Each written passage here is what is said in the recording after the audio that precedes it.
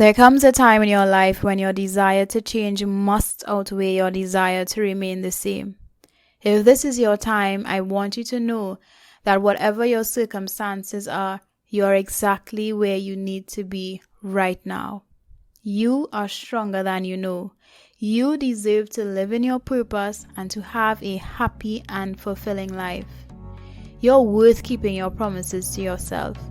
Every single thing you've done until this point has been enough.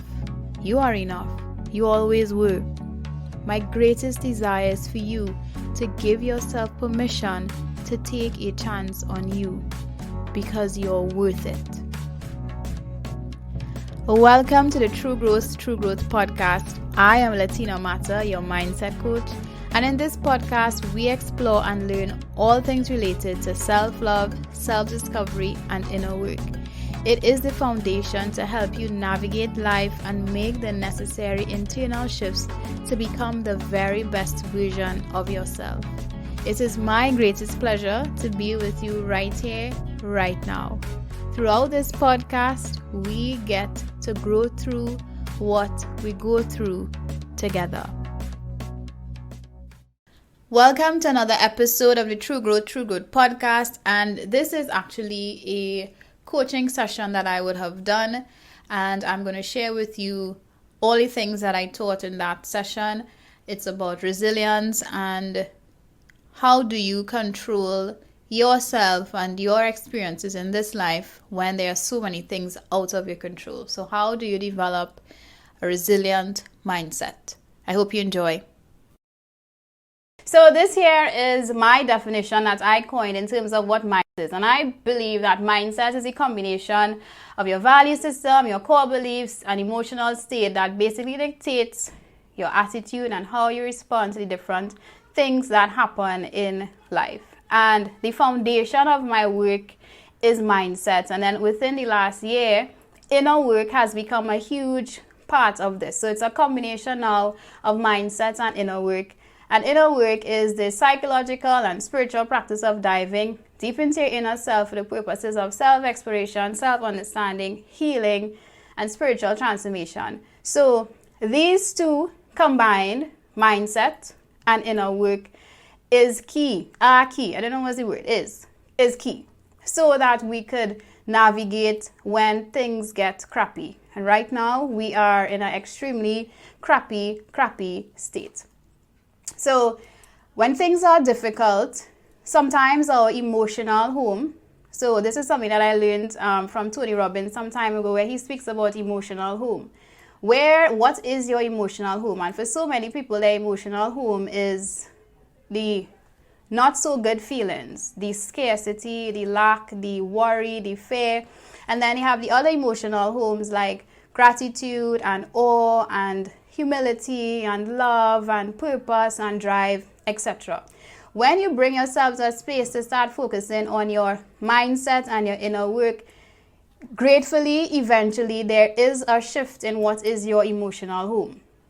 And that is why I appreciate this work. That is why I think that this work is fundamental, especially as business owners, especially as female business owners, especially as female business owners with children and husbands and people to navigate and personal things that we have to deal with. Because when things get hard and emotions get high, it is easy for us to go to emotional home that is not the best, which then creates very unhealthy coping mechanisms, which really creates things that we don't even know we were capable of, and then it causes really negative ripple effects, right?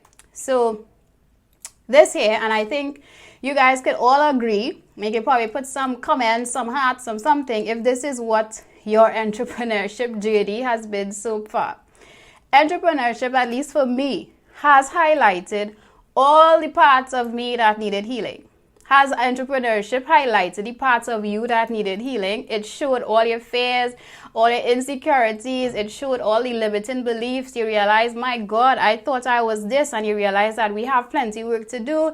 It just does the thing where it shakes you to your core, especially when you are building something that you know is bigger than you. And so it highlights the things that needs healings. It highlights the fears, and most certainly it forces you to choose courage over comfort so that you can make the desire that you want, right? And then of course it also highlights the good qualities, the fact that you are purpose driven, that you and I are actually way more resourceful than we believe.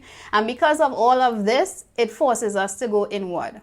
It forces us to go inward. When you recognize that the thing that you are trying to create and the work that you're trying to do is so huge, and all along you've been looking outside at everybody else for the support, for the validation, for the help, for the yes, for the go ahead, you then realize this is not anybody else's game but your game. And so it takes you on a very intense self-discovery journey.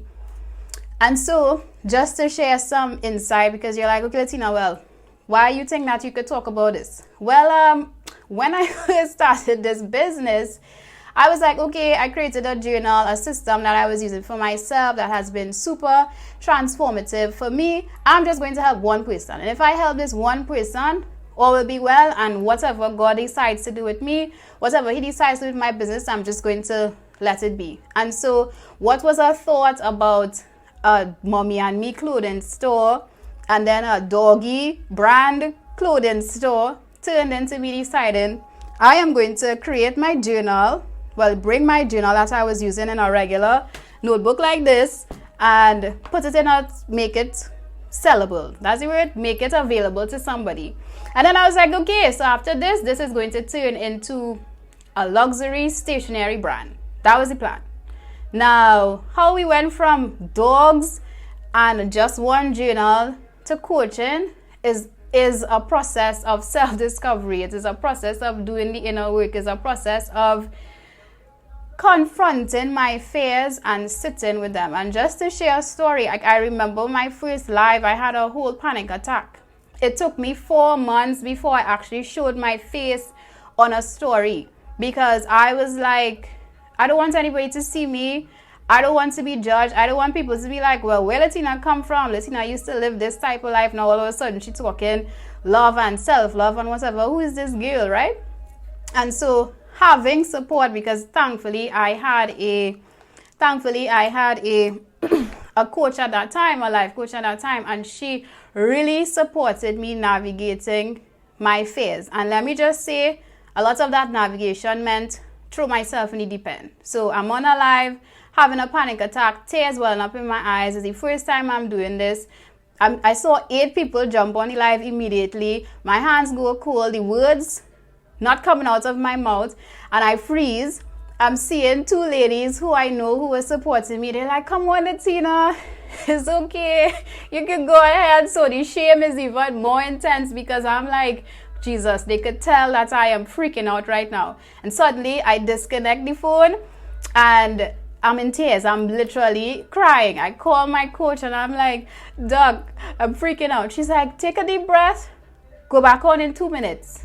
I'm like, no, we're not going back on in 2 minutes. She's like, yeah, go back on in 2 minutes. And so I came back on, told a lie. I was like, well, guys, the internet disconnected, so I'm just here. I came back on because the internet shut on. This time is me patting my eye before I go back on that live to talk about gratitude, something that I was super, super passionate about, that I'm literally having a whole panic attack on social media, right?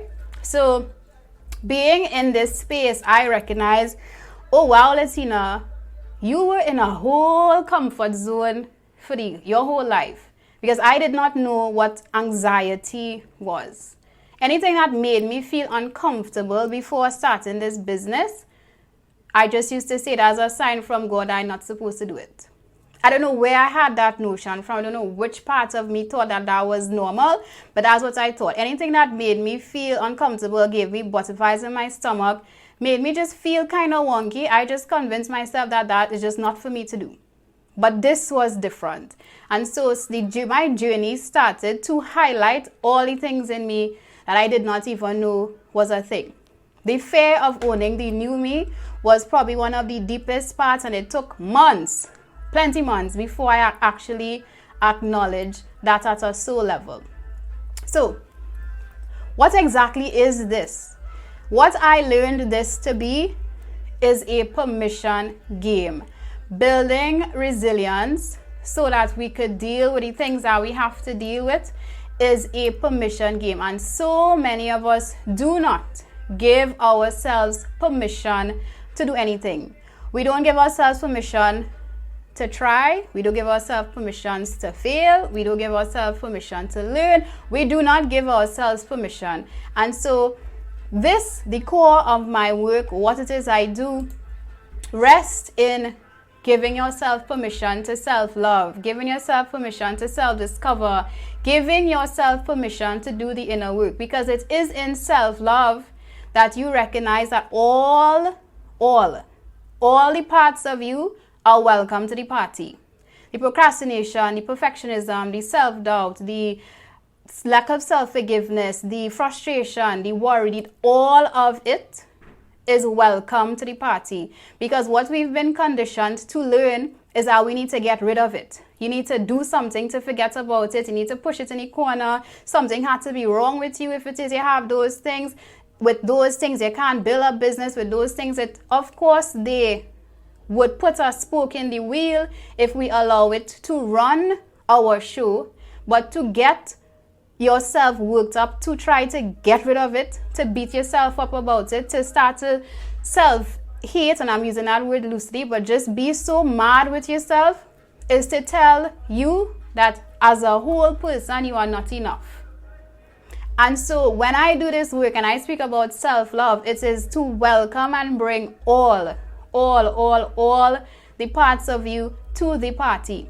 When you acknowledge and give somebody, so in a normal dynamic, if you have a child, if in a situation where the person is like doing the most, they are not being the best person, the more you go hard at them, the harder they become. The more you tell them how they MC, the more how the MC they become too. They just become more and more intense versus you sitting down and saying, hey, I know you're upset, I know you're sad, I know you're hurt, I know you're angry, but this is what it is, and this is what I prefer, etc., etc. I am sure that you could agree that when it is you meet somebody else who is having a hard time with love, there is more grace. They are able to come to a space very quickly. It mightn't be immediately, but quicker than another way when it is you love them through their awfulness. If you all could agree and attest to that, you could, of course, put that in the chat, right? So it's the same principle with us. As a business owner, as a female business owner, as all the pressure that's taking place right now and all the expectations that society puts on us and then we put on ourselves, we need to bring ourselves to a place to give ourselves permission to love all of us and bring every part of us to the party. When we do that, transformation is easier. Then that will bring me to self-discovery.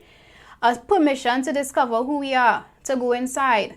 We do a lot of shoulding on ourselves. You should do this, and you should do that, and you should, and you should, and you should. I am against shoulding. Stop shoulding on yourself. Give yourself permission to take a step back, to go inward, and to be honest with yourself. Self-discovery is about honesty with yourself.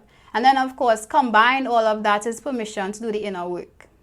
And inner work is looking at your traumas, looking at your consistent fears, looking at the things that you struggle with and making a decision that, hey, I am going to sit with this. Doesn't matter what happens, but I know that self-love and self-discovery are the fundamentals of the things that I need to do. And if that requires me reconnecting to myself at a core level, I know that the result is only going to be out of this world because everything I do is going to transcend. And so this is why I believe this is the foundation of the work in terms of being an entrepreneur from an inward, outward perspective. So of course, yes, strategy matters, how to build your business matters, all of those things matter because without it, where is scalability? But this here is what would get you past and get you to navigate the not so good times, like the times that we are in right now. So as I said, when you give yourself permission to stand in your truth by doing the inner work, you develop a strong knowing about what you give your power to and what you will not give your power to. And so this is what resilience looks like. Choosing what you will focus on. What you choose to focus on. What do you actually have control over? And so, of course, I pulled this from the internet, and funny enough, it was actually focused about things related to virus, this thing here. And it says, what can I control? What can you control? What are the things that you could control right now, and what can't you control right now in your business? As a female business owner, what do you have control over? I know, and I can relate, guys. I know, especially when it comes to finances, and it comes to money, and it comes to your bills, and it comes to trying to maintain a particular lifestyle, especially if you're not prepared for tons of bricks like what we're going through right now. It is easy to focus on what you do not have. It is easy to focus on, okay, what about the money? What about my bills and the children? And I know that is the easiest thing to do. However, you and I were built for this. You and I will build. If we are here, and that would sound crazy, but if we are here today, right now, in this time alive, when so many people are doing what they and dealing with it, it means we were built for this. And so to make a decision right now to look at what can you control is the first place in building and developing some type of resilience. Because when you look at children, they say children are resilient. Have you noticed that children do not try to interfere with things they cannot control? A big part of a child is acknowledging, accepting where he or she has her power. And this is not from a defeating place or from a defeated child.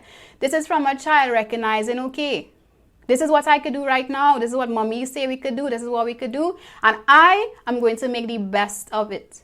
If you watch your children right now, there are times, of course, they will be down. There are times that they're going to be sad. There are times where they say, mommy, daddy, why are we here? Could we go outside? But for the most part, they're in a corner, they have their toys, they play with it, they have the best time of their life. While we sitting down here by our desk saying, oh gosh, I wish I could go outside. But for children are resilient because they focus on the things that they have control over. So what can you control? And what is out of your control? All right. So that would bring me to, okay, so what can you do now? What can you do now? Acknowledge your emotions. And as I mentioned before, we have this thing where we're conditioned that we have to get rid of our not so good emotions and, not acknowledge it. Bring everybody to the party. All of it. All the fear, all the worry, all the anxiety, and sit with it. I'm not saying to sit with it and dwell in it and swim in it and be there for the next how much ever months. However, if that is what you have to do, you honor that.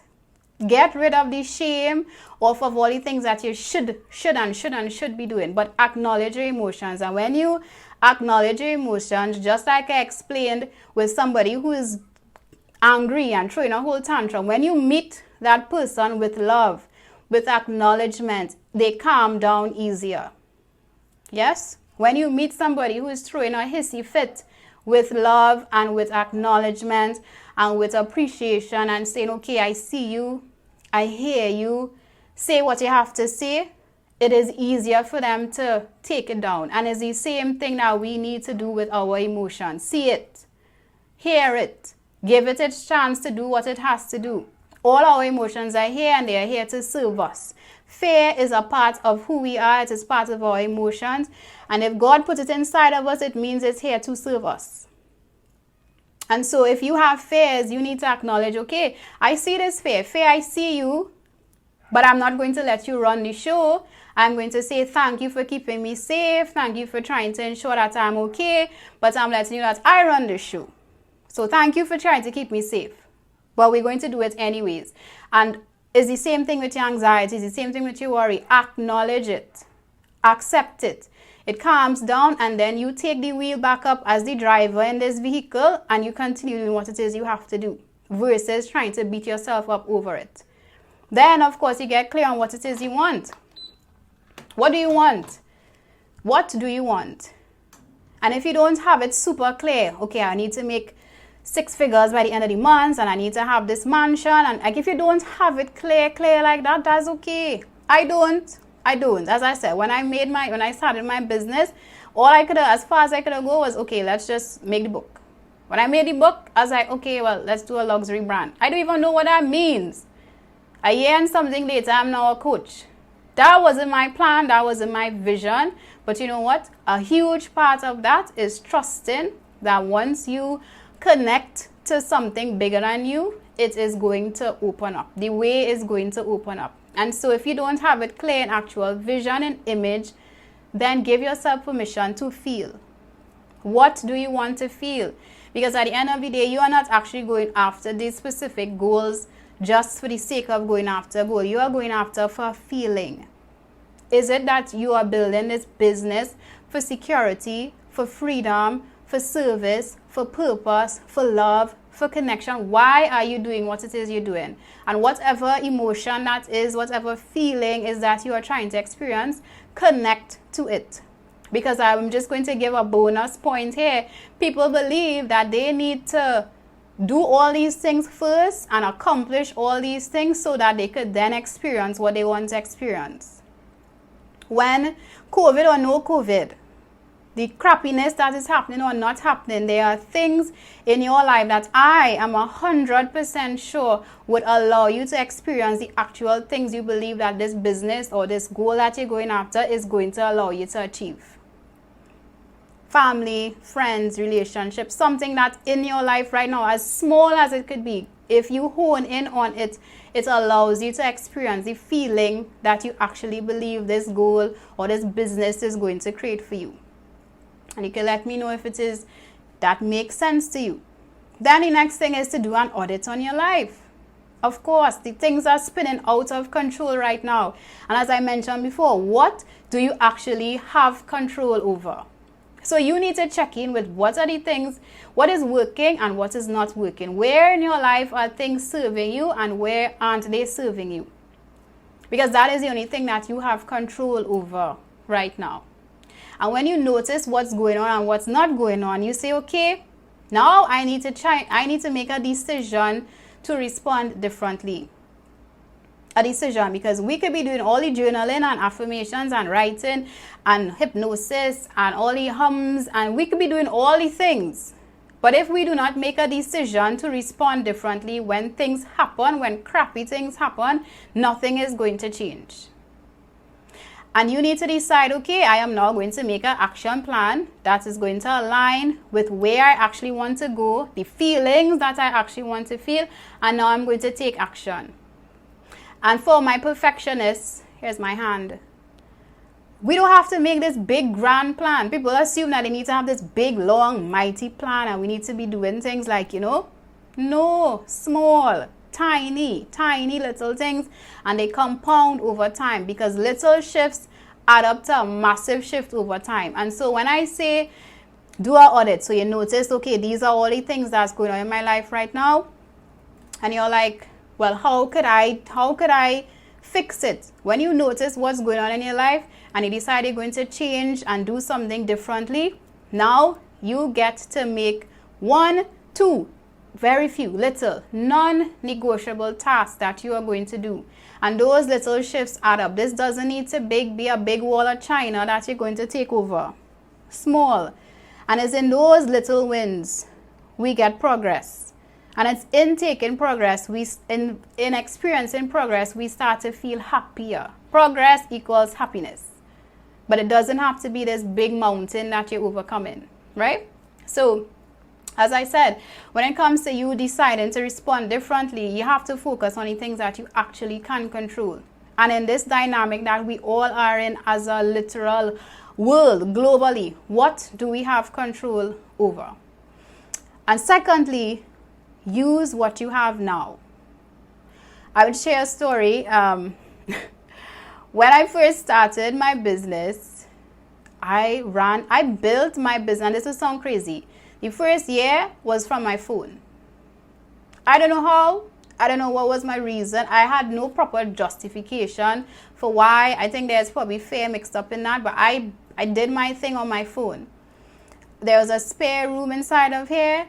All this time, I'm sitting down on my couch, I'm lazing here, there, and everywhere doing it. And I'm like, listen, what are you doing? And I want luxury everything. I want white plush chairs.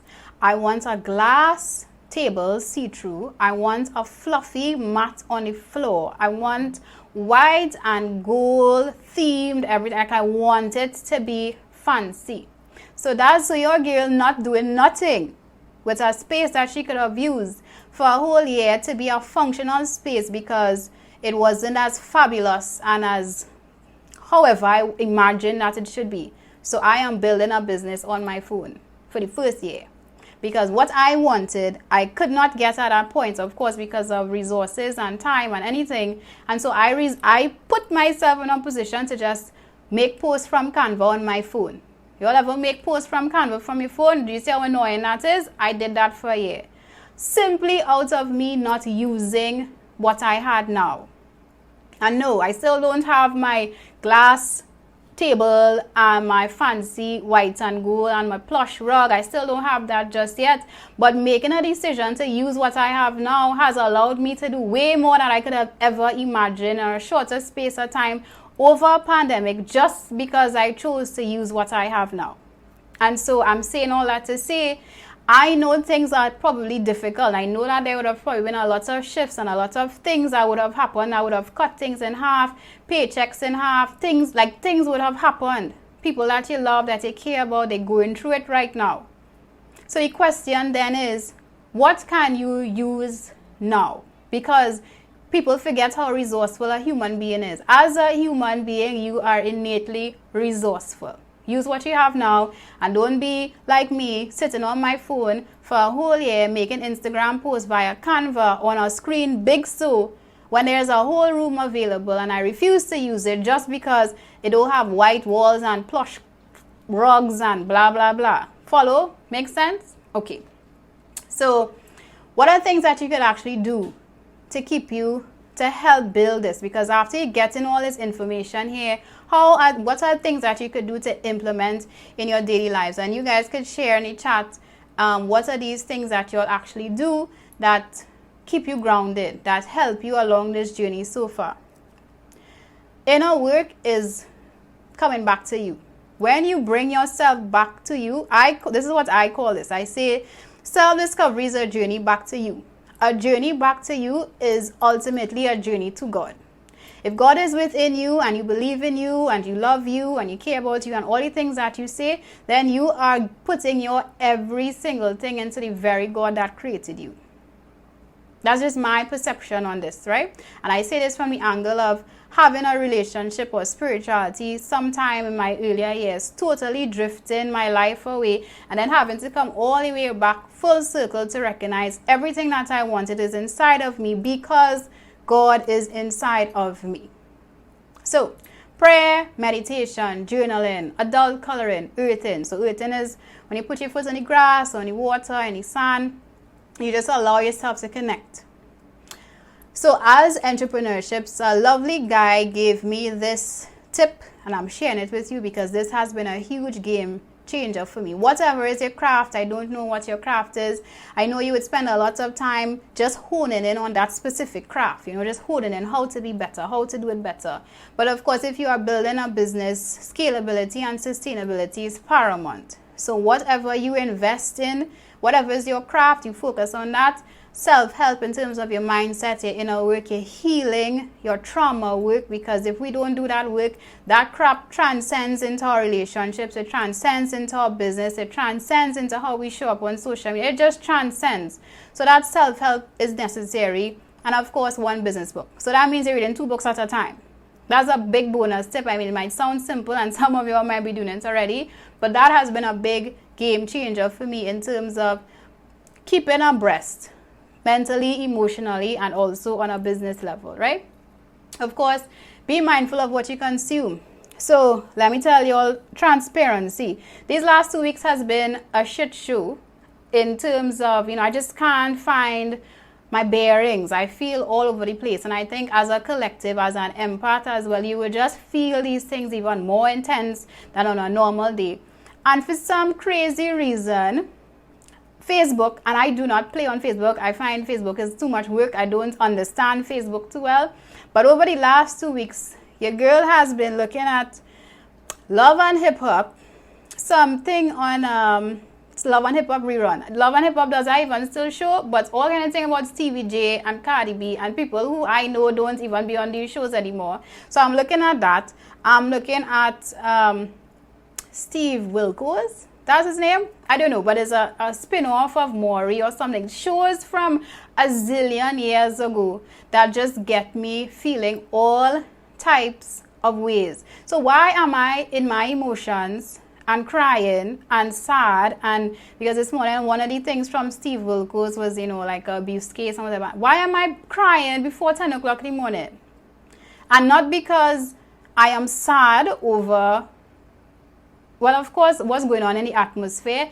Crappy things like that is just going to amplify what is inside of me. So the story that I am saying, the point that I'm making here, you need to be very mindful of what you are putting inside of you. So when I noticed that this has been a pattern for the last almost 2 weeks, where I am spending my first, so I'll say my thank you God for waking me up, etc., etc., and then I'll just hop in Facebook and then get carried away with a whole stream of videos that not doing anything for my spirituality, not giving me the grace to stand up throughout the day when crap hits. And I am in a hot emotional wreck before 10 o'clock in the morning. I had to check myself this morning and say, no way, Latina. Are you going to be feeding your mind and your spirit this type of crap so early in the day, so that when crap actually happens in the day, you have nothing to hold on to? How dare you?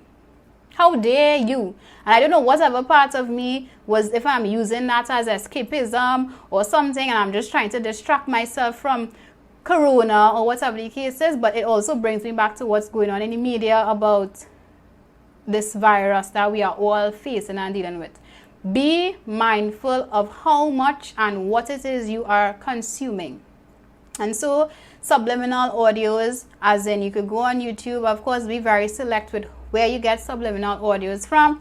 You play that before you sleep. So as much as I am doing that crap in the morning for the last couple of days, when I wake up, before I go to sleep, I have my own personal voice recording. So I'm suggesting this to you. Write down as many affirmations or as many power phrases, as many things that you can in your own voice on your phone. Plug that in your ears or keep it on the floor, on the bed head, or whatever on the side of you, and play that as your subliminal audio before you sleep. Because guess what? You listen to you more than anybody else. You listen to you more than anybody else. Those thoughts, those things that are coming into your minds, we have no control most times over the thoughts that come into our minds, but we have control on what we do with it. And so, affirmations. Use your mouth, your voice, record on your phone, create an affirmation recording, play that. Gratitude list. So a gratitude list is something that I use often. So this means, so you can do it two ways. You actually implement it every day through your journaling practice, or you create one solid gratitude list. Solid. So it could be just a full page full of things, and when things get wonky throughout the day, midday, you pick up your gratitude list and you read that. You just read it. You read it like you would read an old message on your phone, or how you'd go back through your notes and you would just read it, because all of this is part of the commitment to doing the inner work. It is not just wishful thinking. We can't just wish to be feeling okay, wish to be able to be resilient, wish to be happy, we can't wish. The work must be done. Right behind the law of attraction is the law of action, and this here is the action that needs to be done consistently.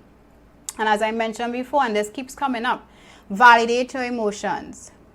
Validating your emotions does not mean that when you are in a flare-up, when you are feeling crappy, you could tell people F off. That is not what validate your emotions mean. It means that when you feel the feelings, you have to say, okay, I feel sad, I feel angry, I feel hurt, I feel all these type of things.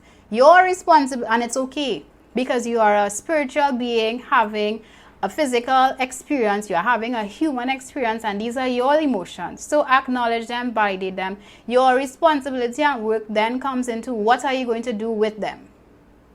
You dare not mess up somebody else's day because of your emotions. You are to then give yourself permission to validate where it's coming from, what's going on, and how and what could you do to make things better.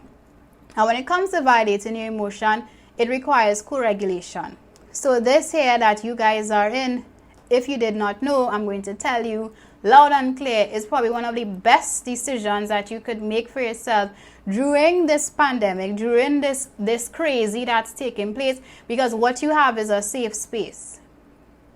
Co-regulation means that you need a safe space. Groups, which you all are in.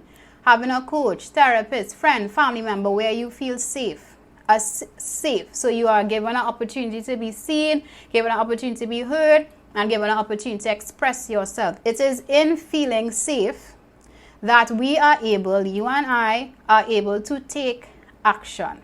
So in this entrepreneurship journey, a lot of our work, or a lot of, I'm using the word failing loosely, but a lot of the starting and stopping and flickering of lights where somebody would see your awesomeness, or you would shine your awesomeness and then pull back, shine and pull back, shine and pull back, is because there's a lack of safety. There is fear. There's fear of doing the damn thing. There's fear of showing up. There's fear of failing. There's fear of, oh shit, I'd have more responsibilities if I do this. Fear. There's fear. And you know what? That is fine. That is fine. As I said, welcome into the party. But what would make it easier for you to take action is by having a disconfirming experience that the thing that you want to do is not going to kill you. You are not going to die. And that is only possible if you are able to do that in a safe space. So I just want to say, guys, congratulations for making a decision to be a part of this during this time. If you did not celebrate, acknowledge, write this on your gratitude list. This is something to write, because so many people need to be part of something that is a safe space for them to take action even when they're scared, right? So that would also bring me to, of course, refer to action plan. There's not a sit down thing. You have to do the work. So after you have made your aligned, you've done your audit on your life, what's working, what's not working, you then need to say, okay, this is my action plan. These are the things that I have to do. And you're going to take your messy, inspired, aligned action daily. And as I mentioned before, this is not a wall of China type of task that I want you to do. Small things, non-negotiable, and you stick to it. And keep those promises to yourself. And lastly, prioritize play. As a mommy, as a wife, as a business owner, as an employee of a 9-to-5, as of all the things that you are, when was the last time you played? I don't mean do your hair, do your nails, do your toes, get a massage. I mean play. Play. Like how your children would play. When was the last time you played? Play is necessary for us to get our creativity flowing. When our creativity is flowing, guess who is able to create? But that can only happen when you play, when you feel good, when you do the things that make you feel good. So this is bringing me to the end. I'm so glad that you guys have been so patient. But these are some fundamental things that I need you to remember. You are stronger than you know. Second one, this is a big one. This one was a huge game changer for me. And let me tell you why it was a game changer. What we're going through right now, there's this pressure. I need to do more. I need to be more. I need to figure it out. I need to figure it out. If I don't figure it out, then, oh my God, something has to be wrong with me. Sis, every single thing that you have done until this point has been enough. And I know for the perfectionist, I know for the overachiever, I know for the person who, likes to say, I should have, and I could have, and if I did, and when, and in the past, and maybe if I did it differently, and if I had listened, and if I didn't listen. I know you. This might sound like blasphemy. But that radical self-love, that I'm speaking about, that is the foundation of your work, says that every single thing that you have done until this point is enough. So you don't need to, I know we are in a pandemic. I know that there are things that need to be done. I know. But to add pressure to what is already exploding makes no sense.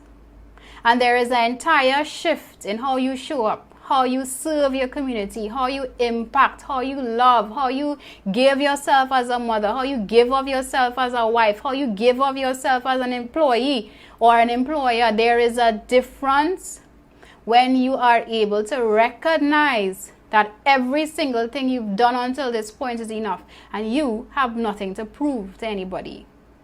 When there is this comfort and this knowing that, hey, I did the best that I can with what I had at that point in time, you will show up differently. Because there is no energetic block that says you're not enough. There is no energetic block that says you're not doing enough. There is no energetic block that says that you need to force and put more pressure on what is already intense. Things thrive when there is room to breathe. And the only way for things to breathe is when you start to acknowledge from the inside out that you are whole just as you are and everything that you've done until this point is enough.